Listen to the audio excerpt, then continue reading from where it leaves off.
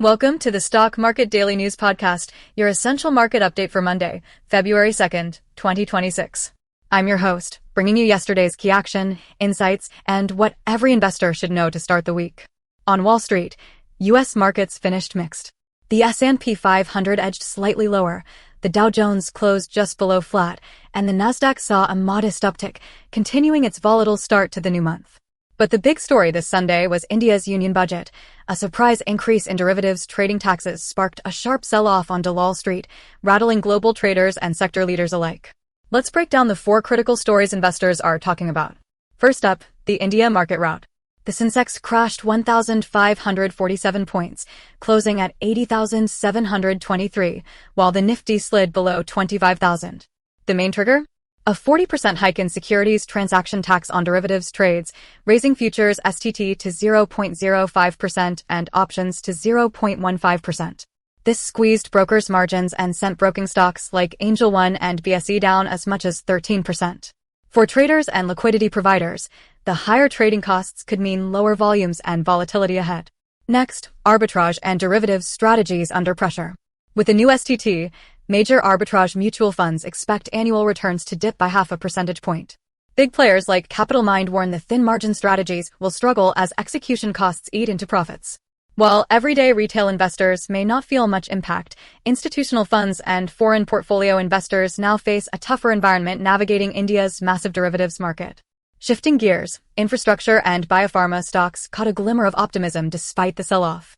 The budget outlined a 9% increase in capital expenditure for fiscal 2027 up to 12.2 lakh crore rupees and announced dedicated funding for both champion MSMEs and India's booming biopharma sector.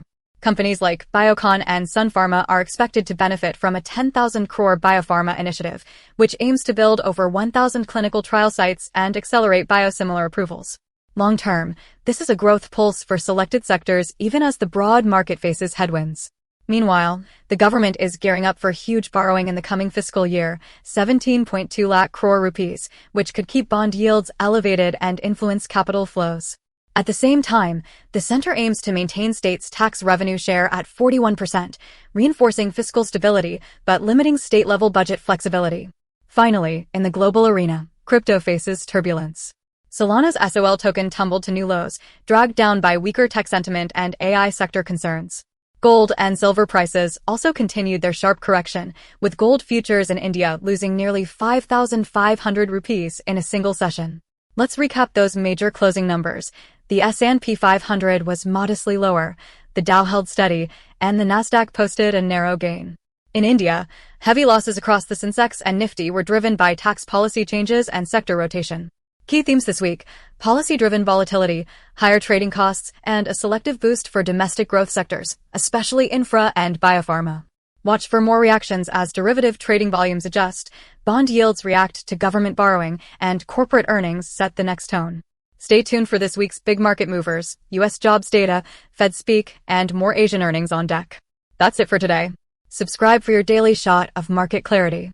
For more in-depth news and analysis, visit our website and follow us for real-time updates.